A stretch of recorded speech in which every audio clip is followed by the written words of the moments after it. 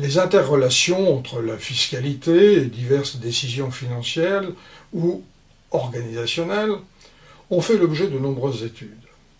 Il s'agit tout aussi bien de l'endettement, de l'organisation interne des flux de capitaux, du recours au looting, des politiques de couverture ou hedging, ou encore de la politique des dividendes, pour ne prendre que quelques exemples.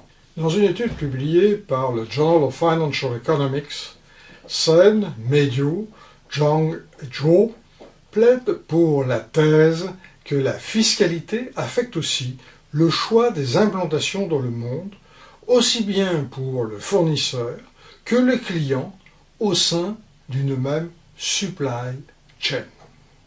C'est un moyen, ainsi, d'optimiser leur fiscalité.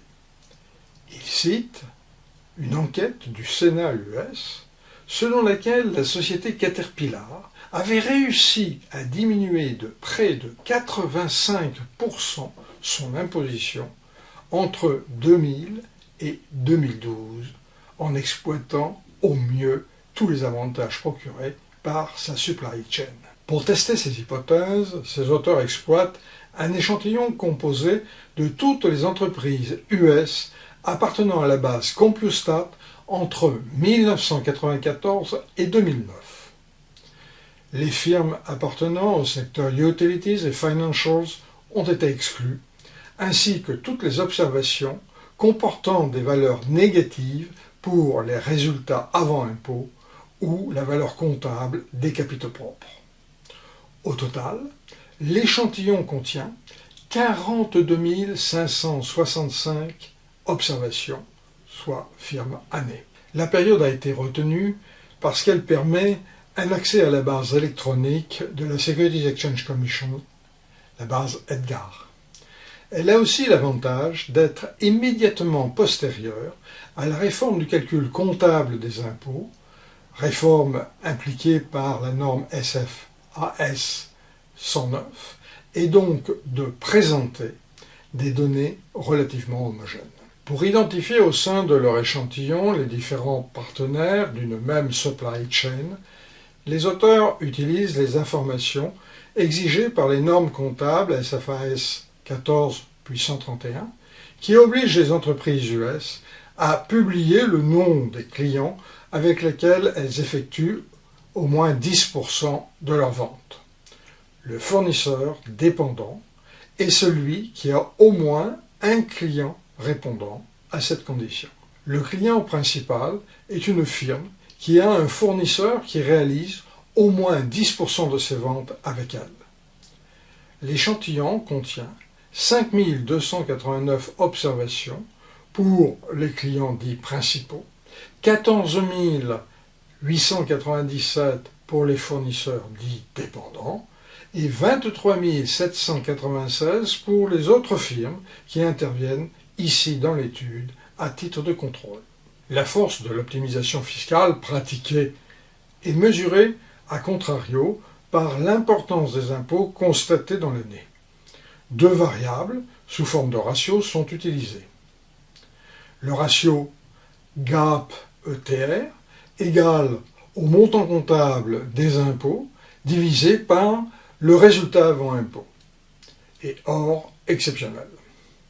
Et le ratio cash-ETR égale, lui, au montant décaissé des impôts divisé par le même résultat avant impôt et éléments exceptionnels. L'intérêt de la deuxième mesure est de pouvoir prendre en compte les stratégies qui visent seulement à différer les montants d'impôt, montants qui sont réintégrés dans le premier calcul.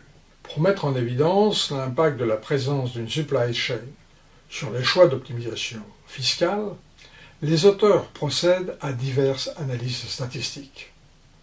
Le modèle estimé de base est un modèle de régression où la variable dépendante, ETR, est l'inverse de l'une des deux mesures, GAAP-ETR ou Cash-ETR.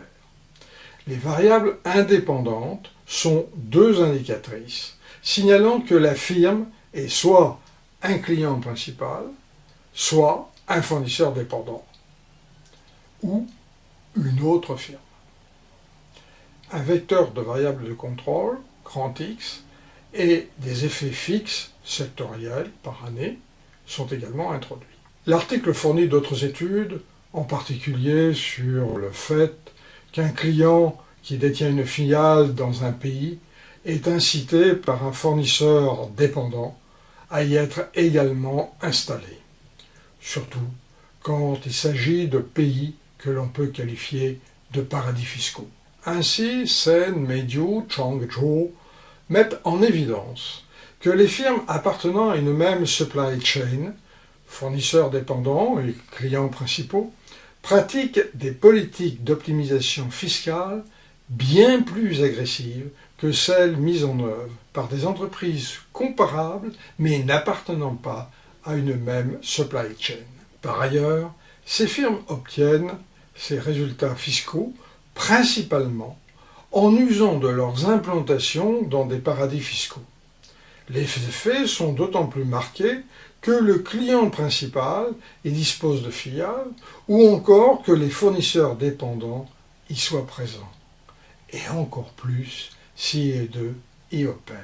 Selon Sen, Meiju, Changzhou, ces entreprises vont jusqu'à adapter leur structure organisationnelle en conséquence. Les fournisseurs dépendants ont tendance à localiser leurs filiales dans les pays où leur client principal dispose d'une filiale, et ceci d'autant plus que la dite filiale est installée dans un paradis fiscal. Au total, en harmonisant leur structure organisationnelle, ces entreprises réduisent sensiblement leurs coûts de coordination et rendent de ce fait leur stratégie d'optimisation fiscale beaucoup moins onéreuse à mettre en place. C'est pourquoi elles seraient plus aptes que les autres à tirer avantage des techniques d'optimisation fiscale.